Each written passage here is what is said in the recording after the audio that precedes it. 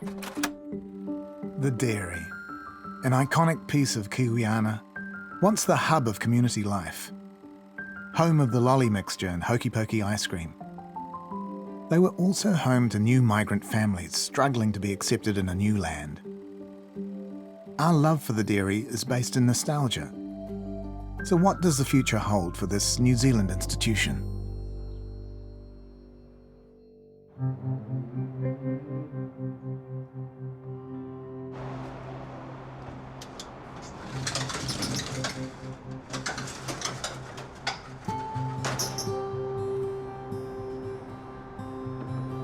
Suresh Jeram knows this pavement well.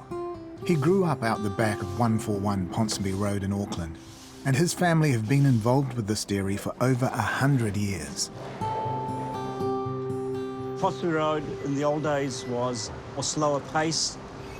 Now there's a lot more bars, restaurants, less dairies, fruit shops, all been taken over. It's all changing very, very fast. These changes have affected us, but in a positive way. We've changed with the times. We know families from 3 generations back, and their grandchildren of that, they sort of come in the shop as well, and they sort of, we keep them updated as what's going on, and they enjoy it, and we enjoy it as well. We have in the past served their fathers, their grandfathers over the decades. These are vegan pie, and they're very popular in our shop. The diet has changed quite a bit, you know, like nowadays people are health conscious. If it's too much sugar or too much butter or whatever, you know, they just put it back. Really, our shop is to do with demand. If the demand's there, we'll sell it. People are changing for the better, actually, yeah. And Suresh has seen many changes and shared many customers' stories. Everybody has a dairy story, a memory from those childhood days when a little bit of pocket money went a long way. It was a real part of my childhood, the walk to school, going in there and getting your 10-cent mix. That sort of Willy Wonka-ish thing of the dairy being this place full of lollies and canned fizzy and stuff like that was always there, open all hours, you know, where you got your bread and milk and your paper. It's a New Zealand icon, it totally is. Even the term dairy is so uniquely New Zealand. I know what you must be thinking. 4 square, he works in a dairy. I'm just marshalling my BSc at the moment, which is behind shop counter. My parents owned a dairy, and at some point, I think when I was tall enough to reach the till, that's when I was employed. And I wouldn't even say employed, I was able to work. But I don't think I had a proper shift until I was at least 11. The younger children who'd want lollies or ice cream or drink, yes, that was easy. Bigger customers were left for mum and dad, and the smaller ones I could deal with from about 6, 7 years of age. Sandeep Jeram is the 4th generation of his family's Ponsonby Road dairy, so pitching in is part of his DNA. We helped out a lot. There's no questions, there's no expectation, it was just, we did it. So we were quite excited at the beginning just to help out and do whatever we can. As most Indian families where they own a shop, it's just what you do. You just help mum and dad out. And Sandeep's auntie remembers busy times growing up in the same dairy. I had to go to school, do my homework, make sure that I passed all my exams and do the work in the shop. So I didn't have a social life as other European girls would have had. I didn't feel resentful about that. Looking back, I thought that I was lucky to have that opportunity. I spent a lot of time growing up making lolly mixtures. Being around free confectionery at 11 is a godsend. I always had my parents around me, both my mother and father, because we lived on site. It was different, and we knew we were different from everybody else because we were the corner dairy and everybody sort of knew everybody. I think I realised quite early on that that wasn't my thing. But my sisters, I had 2 sisters that went on to buy dairies as well. 1770, of course. When I got married and fell pregnant, we decided that one income may not be enough. I did say to Mum and Dad, we've done this for so many years, I really don't want to go into a dairy again, but, you know... Look, 30 years later. I know, we're still here. My children, they grew up in the business, so there's a lot of work involved in running a dairy, but for a better life. I remember when my parents first owned the dairy, supermarkets weren't even open 7 days a week, so it was really busy. Like, ridiculously busy. Like Sundays were kind of off the hook. In the 70s, we were doing milkshakes, ice cream. We used to have about 4 people behind the counter. Caramel ice cream with chocolate swirls and peanut butter and cookie dough pie. Something Karen would be really interested in. I think having a good dairy for most communities is probably it's a place where people come to just, I don't know, congregate, hang out. Like I remember when we had our shop, it was kind of like a little social place where kids would hang out. Especially if you had like a Space Invaders machine inside the shop or outside the shop. It was quite the event. When we all grew up, we all kind of had shifts in the dairy. And then as my sisters all got married, I was the last one remaining. I ended up doing the last decade all by myself. Suris Jerem remembers age was no barrier to pitching in at his family's dairy. Took an interest in how the shop was run very early on. Dad took me into the shop at the age of 7 is when I first started helping out. Then by age of 9, I could start serving. He showed me how to do the books. That was when I was in primary school. But Mum and Dad made it a priority that our education comes first before working in the shop. I graduated with a science degree and also chemical engineering at Auckland University. When my dad passed away, business sort of run down a bit during those years. Mummy's running the shop by herself, so we probably didn't do that well in the shop with Mum.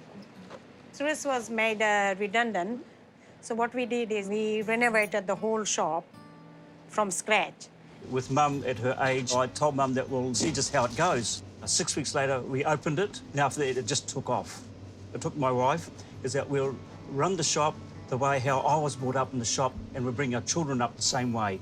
Ever since then, we to stay together and run the shop. With a strong work ethic and close-knit families, running a dairy became something that really suited the Indian way of life. Although my parents didn't run a dairy, that immigrant story is very familiar. In the early 1900s, there was a steady flow of Indian migrants, and those that found work in the grocery and dairy business mostly came from the state of Gujarat. The reasons they came was because of overcrowding, and they felt they would get a better deal over here in New Zealand. The idea was to accumulate money, take money back, but the economic situation here was not always that easy. They needed to make a living. The men would be doing oiling of railway tracks, clearing of the scrub. Initially, not perhaps what they thought they were coming out to do. My grandfather, when he first came out, he was basically a rag and bone man in the early 1900s, and they used to go out and collect rags and then recycle them. There were also Indians, mainly the Gujaratis, who began to sell fruit and vegetables. So they would go hawking from door to door.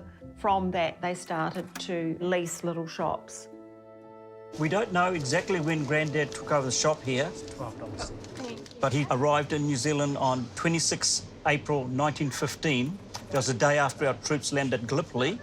And he landed down in Fanshawe Street or thereabouts.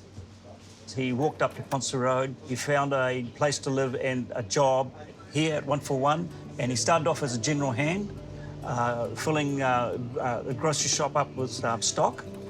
And the other job he had was to go on horse and cart and collect old newspapers, bottles. He washed the bottles and resold them. It was a way of getting a better way of living. Granddad would have come out with no money. Somehow money had to be built up before you could get a business. Granddad took over the shop in the early 1920s, I think. Did frequent trips to India, backwards and forwards, and he brought my father back with him at the age of about 7. When Granddad wanted to go back to India, Dad took control of the shop, and he was under 15 years old then. My great-grandfather came from Gujarat to New Zealand in the 1920s. Then my grandfather came, and my grandfather did the veg barrow, and when he got sick, my dad took it over, and he was only about 13 or 14. My dad bought a shop on White Swan Road, a fruit shop. From there, we purchased the dairy. I was the only one out of all my brothers and sisters that got paid. Yeah, I got a little bit of money, which was good.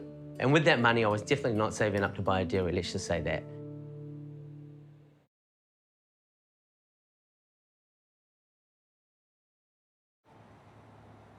While some dairies have been handed down in the family, Kunal Saluja became a new dairy owner later in life, choosing to move his family to the rural town of Ashburton to start his business. We have owned this dairy for the last 4.5 years.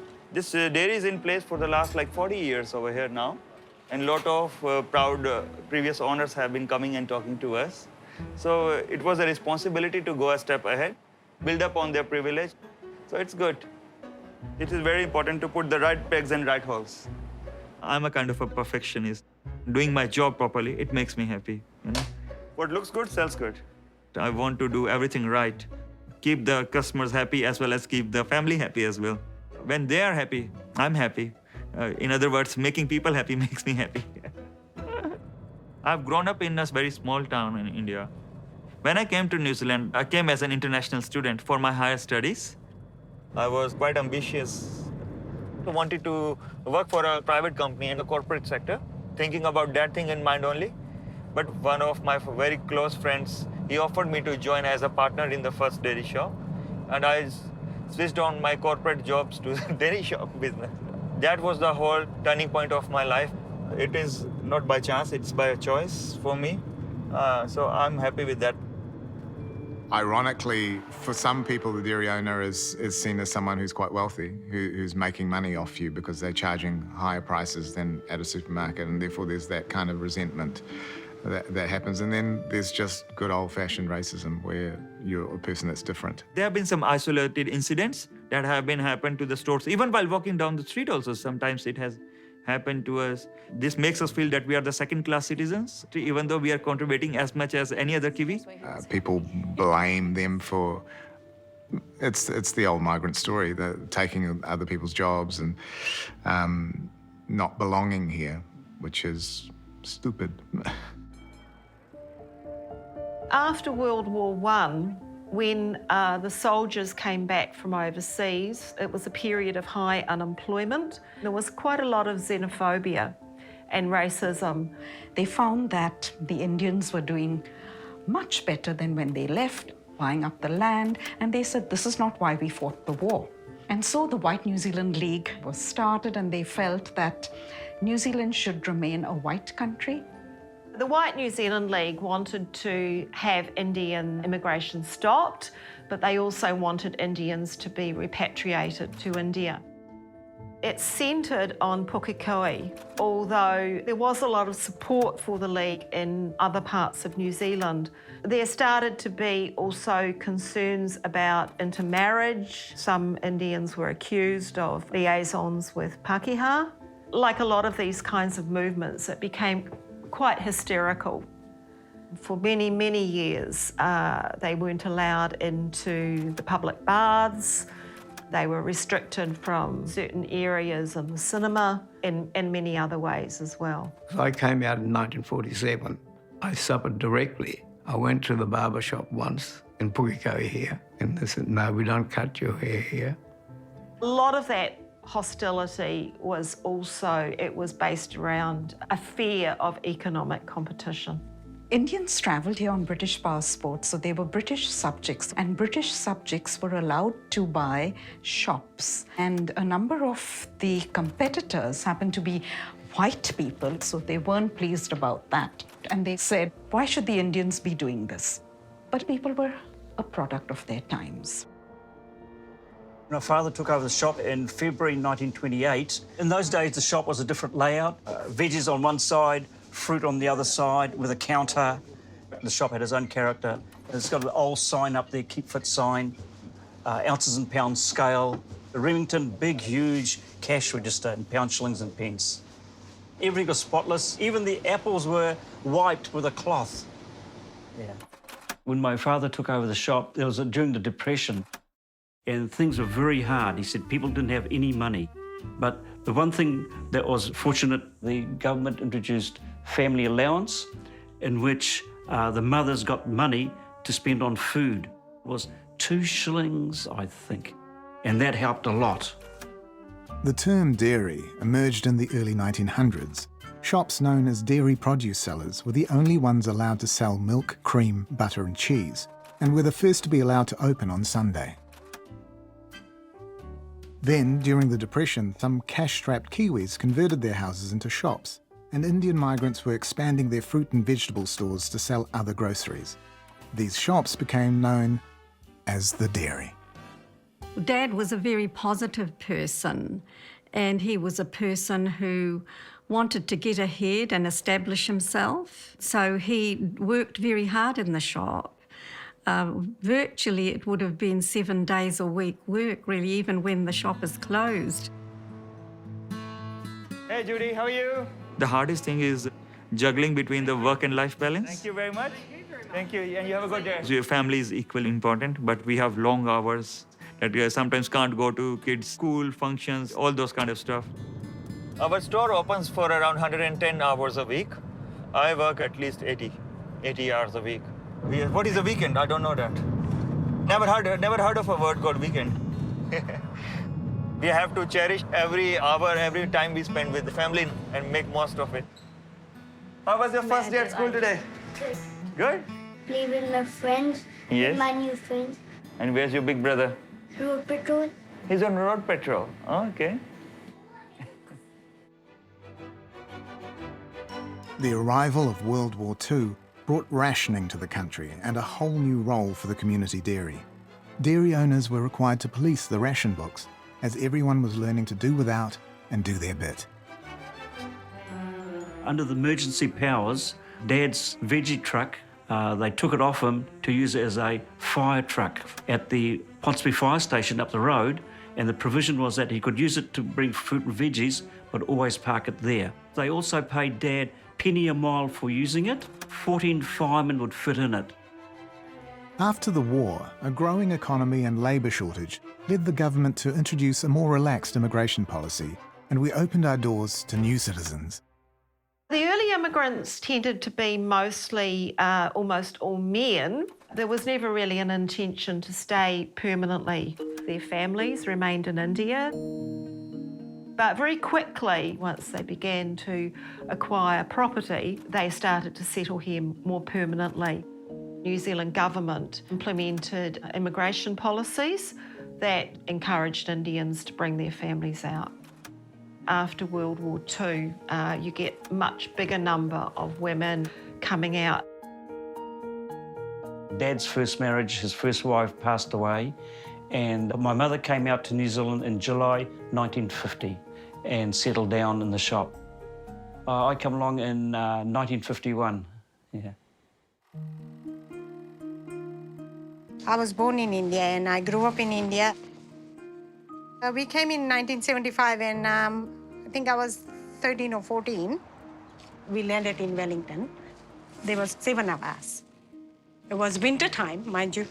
So cold, and we thought, oh my God, where are we? My marriage was an arranged marriage. My dad's sisters and Suresh's dad, we all came from same area in India. We met each other for a few times only. Then I thought, he's a lovely boy, he's very nice, and who's an engineer and don't drink or nothing like that, you know. So, and then decided and we got married. Then we got 2 boys, lovely boys, so that's what I did, and I'm still here. After so many years of marriage. I don't like it here. I want to go back home to Mayapran. Idhar kaita. Tell me, what do you miss most about India? Is it the dirt? The rats, the flies, the bad plumbing? My family. Amma, Acha, Kalyani, Renumachi. I'm Paingra Desham Vernu. Another Desham Pedar. Don't you raise your voice at me. This is my shop. I will raise my voice when I'm... Good morning.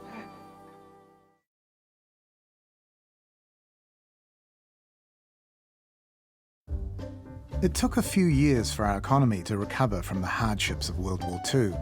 But by 1950, there were jobs for those who wanted to work, our produce was in demand, house ownership was on the increase, New Zealand was entering the great boom. My parents bought the shop in the middle of the 1950s, so that was pretty much a boom time. The 50s and 60s were a good time for New Zealand. New Zealand economy essentially riding on the sheep's back with wool and meat and basically putting it on a boat and giving it to London. That was what my parents would no doubt call the good old days. and good time for being in business in the dairy and to set up. My memory, that was sort of very much the boom time in the shop. No supermarkets at that stage. Boom times, it was really good because the people used to come in for the groceries. We'd have what people wanted, like even in winter time, we'd be selling kindlewood and coal. My dad would be delivering it to the customers, I still remember, in his van. When I was growing up, all our groceries were brought at the corner dairy. He would put them in a couple of rinso boxes and then he would have somebody come and deliver them. In the 1950s, it was that busy. The shop used to get full of customers. People were waiting to be served. Thursday nights, we didn't have dinner till very late because we were bagging up potatoes. Preparing everything for the big day, which is a Friday. A lot of people did the shopping on Fridays or Saturday morning. The bread was the big demand on that weekend. We used to get about 500 to 600 loaves of bread just for the 2 days. We used to sell magazines, Listeners and Dominions, and we used to sell heaps of them. 90 papers a day, and now they're probably only selling about 10 papers a day. And ice cream was another thing, ice cream and milkshake. Pretty hard work to get the ice creams all the time. We were near the beach, so it was insane. So you'd end up with like this one Popeye arm, constantly rolling ice creams all afternoon. All the staff would take turns, half an hour each, and that's how we got through the day. Dairy used to be like a little gold mine or corner gold mine. Early days, the dairy business was really good if you can look after the customer. Looking after the customer is the name of the game in the dairy business. Suresh Jerem knows this and goes the extra mile to get the products his customers want. My alarm goes off at 3:15 every morning on the flower auction day, which is Monday, Wednesday and Friday. I am used to it. I've been doing it for quite a number of years now. Yeah, I enjoy it. It's that saying, early bird catches the worm.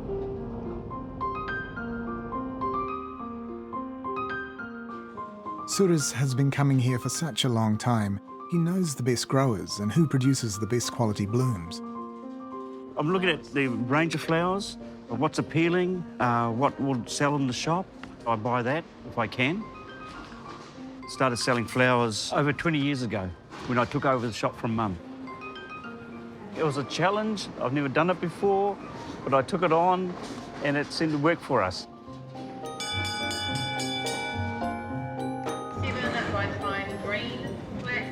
We're one of the top 5 flower shops in Auckland now. We find that supermarkets can't really compete with us when it comes to flowers.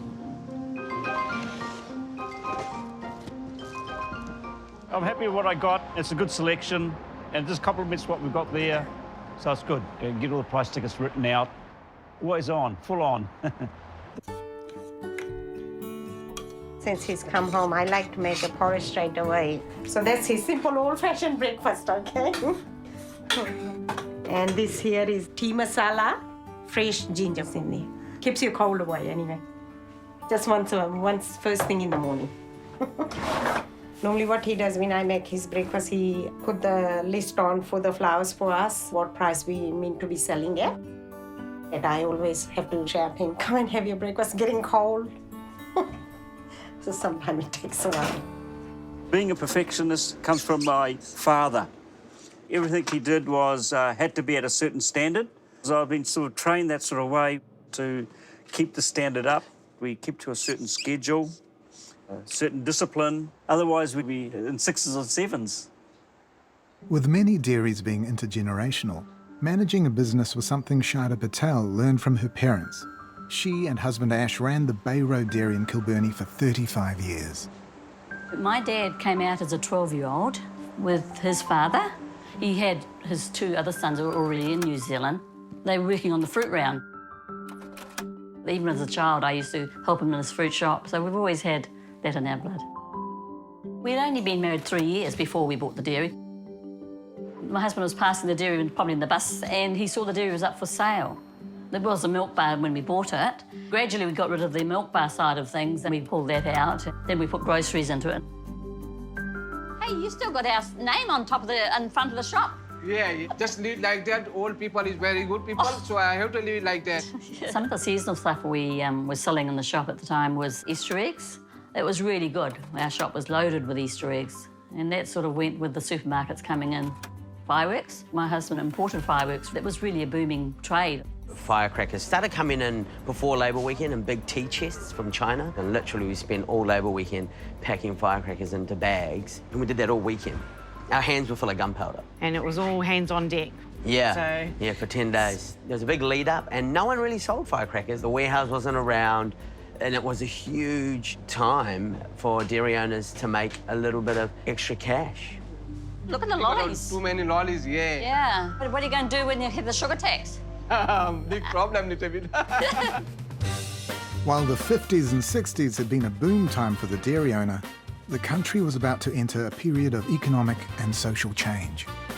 Through the 70s, the New Zealand economy had issues. There was the UK going into the EEC, which was the big disconnect for New Zealand. And then there, of course, the oil crisis, rampant inflation, and things just got a little bit more complicated. And then, of course, on the horizon came supermarkets. The first supermarket arrived in 1958, but it was a slow start as not everyone had a car. It was in the 1970s that customers replaced their walk to the dairy with a drive to the flash new supermarket. When we opened our shop, the butcher was across the road, the fish shop was across the road, the dairy was here. You know, it was good. They could get everything from the 3 shops.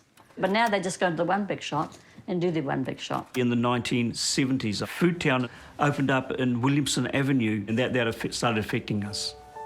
While supermarkets increased in popularity, they still weren't allowed to open at weekends, and dairies retained the advantage as the only shops that could open 7 days a week. But a confusing law restricted just what you could buy there. If you go into a dairy at the weekends or outside the hours of 9 to 5:30, you can buy 3 pounds of sugar, but not 6 pounds. You can buy honey, but not tin jam. Apples, but not carrots. After 12 o'clock, we weren't allowed to sell bananas, and we actually had to curtain off that area. And, you know, I mean, it's just an example. Not allowed to sell soap powders, soaps, cocoa, Milo. Parliament's Petitions Committee turned down a request for a change in the law last year. We should be allowed to sell what the public demands. It seems pointless. The big groceries and the supermarkets are worried about what they see as unfair competition if the small corner family dairies are allowed to sell what they like. What do you do then at weekends? I'd sell anything. What happens? I get caught and I get fined. It was a lot more difficult through the 80s because there was the Shop Trading Hours Act, which enabled supermarkets to open Saturday as well as Sunday and did change the rules of the game. 7-day trading, that was the main impact for us, yeah, for any dairy, I'd say. And it really made our businesses very quiet. It just changed the nature of the way we shopped. You could shop regularly at any time that you like. That's where we start to feel pinched because their taking was going down, down, down. Our bread sales and milk and that, it did impact us quite a lot. Our sales just dropped. Well, we just went with the flow. I remember Dad saying, you can always work so you can make your profit. Our grocery side of things have been a bit contained. But having said that, we all have survived that blow from the supermarkets.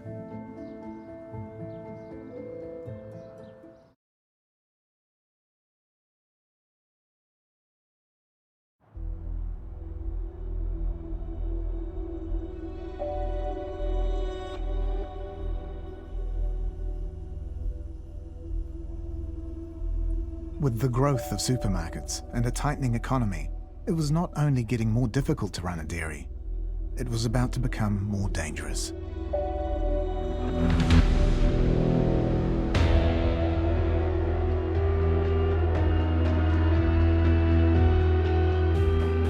With high taxation on cigarettes and increased unemployment, dairies have become the target of violent crime, and dairy owners are now fearing for their lives.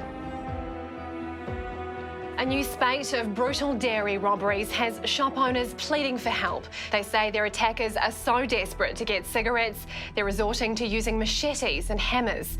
In the last especially 10 years, things have changed drastically. These hardworking people, they become soft target. People think they are very rich people. Actually, they are not. They are making a minimum wage. These offenders would storm into the dairy and take away this day's earning. That's one thing. But the physical harm, the destruction, the trauma, the pain that they leave behind, it's horrendous. This store is like robbed more than 7-8 times. They got attacked with the knife, sometimes with the pistol, the small gun. My wife is working on Saturday morning, early morning. We got like 3 guys attacking her for smokes and the money. I was there, luckily, so I just tried to protect her. At that time, I used the baseball bat. Police caught them. All are underage, teenagers, yeah. They just need smokes. Yeah, because usually no dairies keep like more than $100 in the till. If you lost like 5 pouches, it's $500 gone there. Yeah, that's more expensive. There have been suggestions that cigarettes should be sold only by the supermarkets or only by chemists. The shop owners want to make their living. It's not an illegal product. Make it illegal. No one will sell the cigarettes. Okay, done deal. But if it's legal, I'm doing a legal thing in New Zealand. Why are you stopping me? I love my job. Why should I leave my job? If I don't sell, other dairy gonna sell. So usually we're gonna lose the customers. If we want to just stop it, we need to stop it for the nation. Government's got to take a stand, one way or the other. If they want to get rid of cigarettes, do a total ban.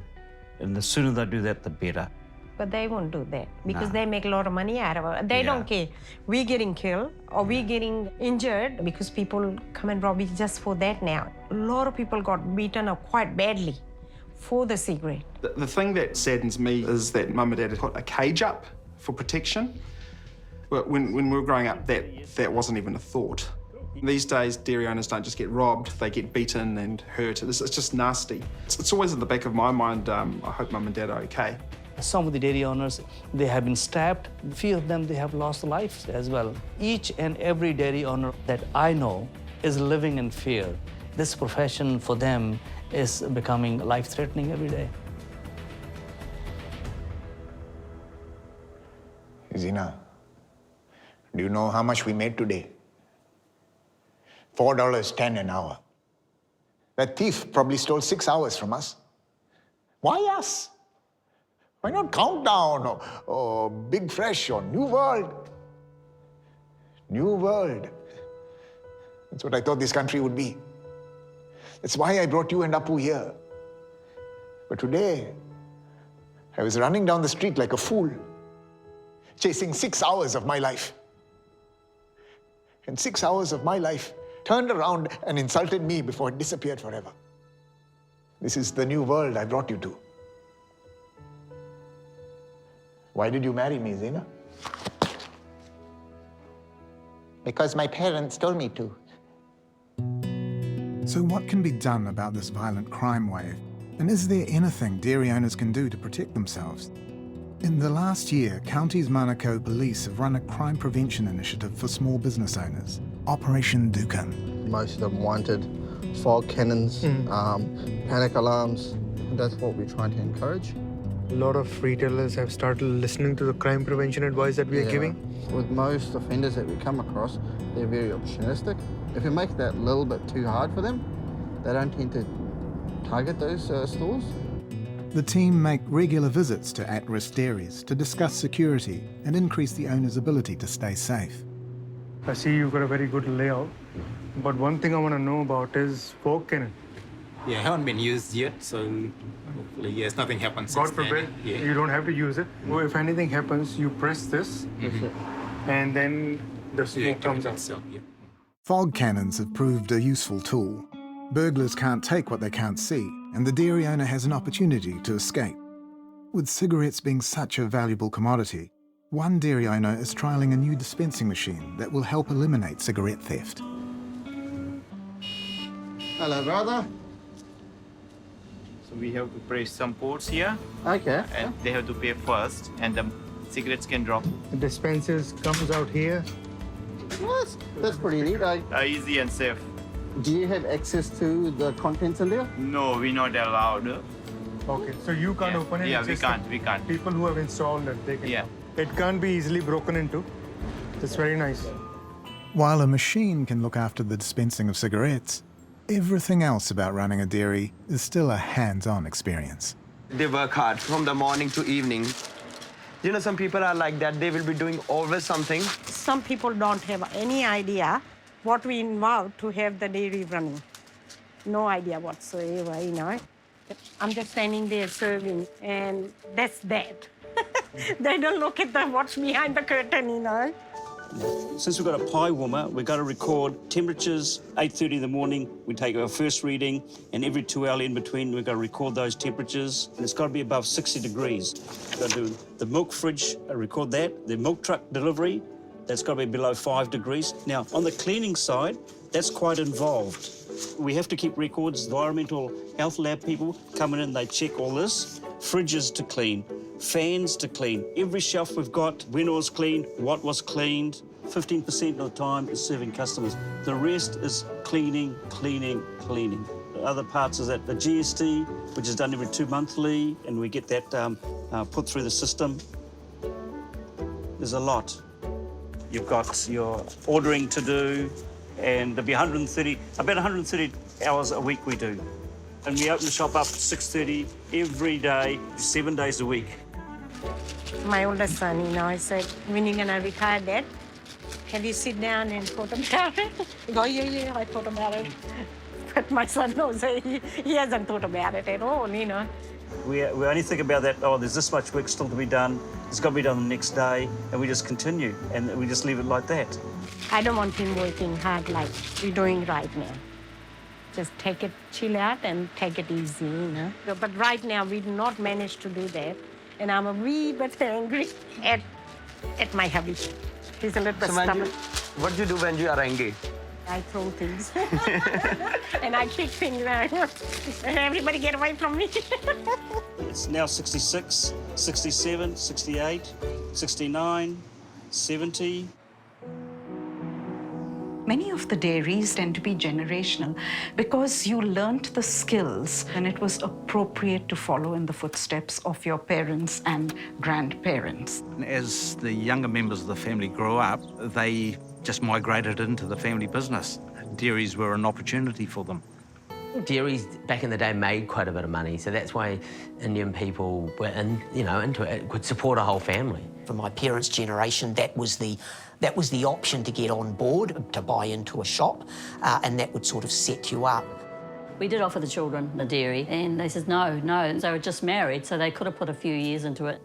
But no, they didn't want any part of it. So that was that. I think my parents ideally wanted me to take over the dairy.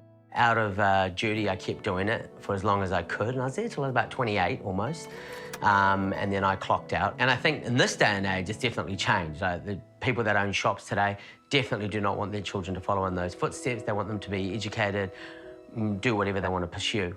That's the sentiments that came right from our grandma. She would always say, make sure you go to school and get a good education and have an office job. I don't want you to work the crazy hours that your parents are doing.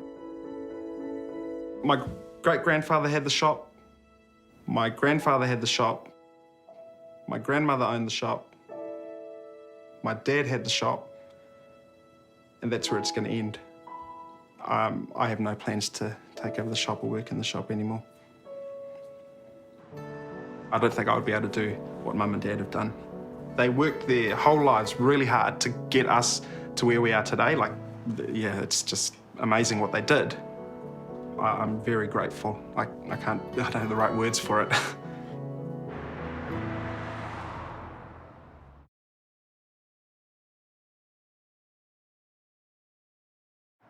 These days, most of us get our weekly shop at the supermarket.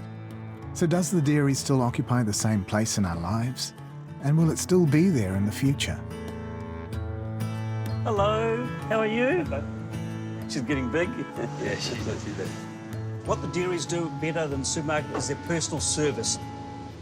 They know their customers, they like feedback from the customers, and that's one thing you don't get in the supermarket. The most important thing is looking after your customer. I mean, you can sometimes go into some shops now and they'll be just glued to the TV and don't even bother saying hello to you. It's not a way to run a dairy.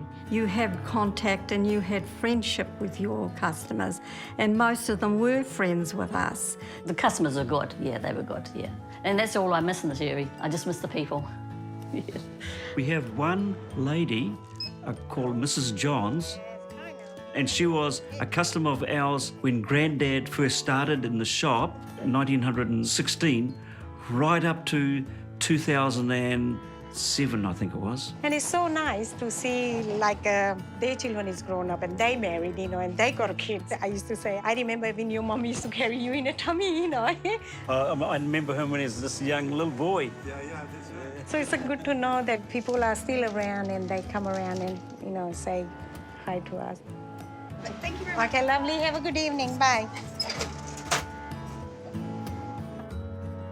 We are working in the community, for the community. You are connected to their lives in a way. The dairy shop owner is not just a dairy shop owner. This is the thing, you share their memories. Hey, April, how are you? You share the memories even with the kids. Wow, so did you enjoy it today? Yeah. Thanks, you get a change of 10 cents. I have 2 Okay.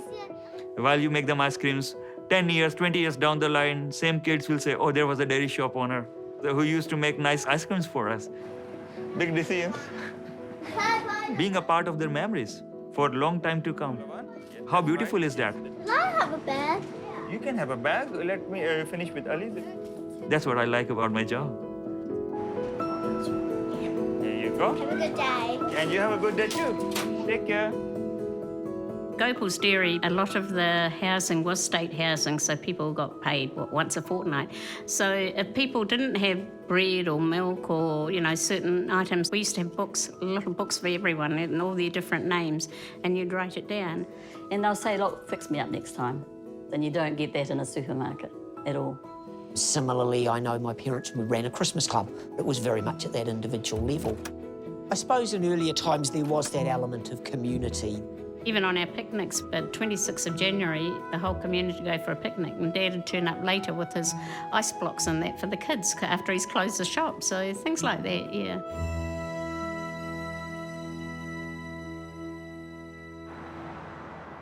We'll be closing the shop in another couple of hours. Couple of hours? Do you want to? It's only 7:30. 7:30. Would So you you got like? another 4 or 5 hours, don't you? So I can have a little break with you as well. Hey? It will be a sad day when they finally close those doors and the shop is gone. It's definitely going to be mixed feelings. It's going to be something which we haven't felt before. Yeah. Both my sons have got good jobs as professional engineers, and so when I retire, it's going to be a sad end to the business. Being without the shop, we'll be lost for a while. We like to work as long as we can if we keep well, you know. I mean, right now, we're okay, both of us, you know, but you never know what brings you tomorrow. The day's going to come, but I don't really think about it. Do you cut the stems? Every second day, you trim them and put them in clean cold water again. Because I'm still enjoying it, and it keeps us going. This is probably just before we redid the shop, eh? That one? Yeah, years, yeah, like just, 3, yeah. because everything's cleared out, eh? Oh, yeah. Oh, gee whiz. The shop, it's been in our family for 100+ years. It's quite an achievement. It's been how our family has been brought up. It's changed quite a bit. Demographics changed that, we sort of changed with it, changed with the times. There weren't so many hipsters around here then, were there? Yeah. There's an old fence scale there. That's one which Dad bought me when I was 9 years old. Oh, that's nice. Definitely sadness there, but there'll also be a sense of relief that Mum and Dad will have more time to do things that they want to. You can spend half the year travelling and half the year gardening. Wish it was. Travel over the winter and garden over the summer. Mum, what are you going to do?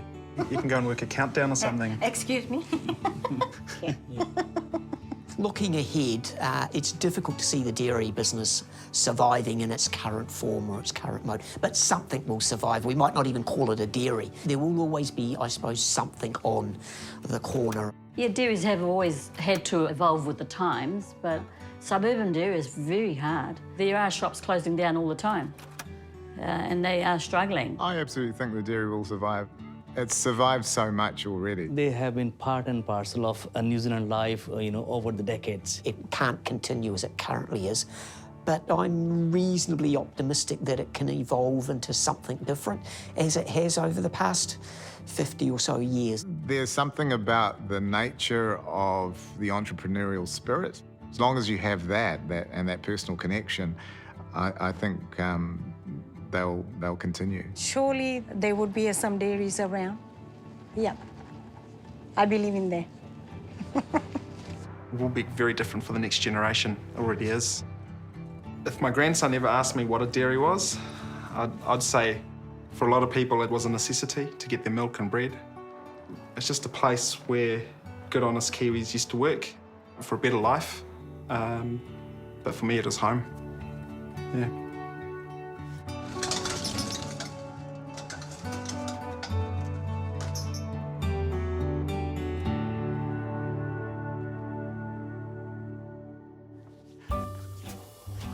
Cold, isn't it? Is that all? Okay, that's 625, 240, and $1.50. That's 10.15 altogether. Thank you. Thank you. It's 11 and 9 is 20. You're welcome. Bye-bye.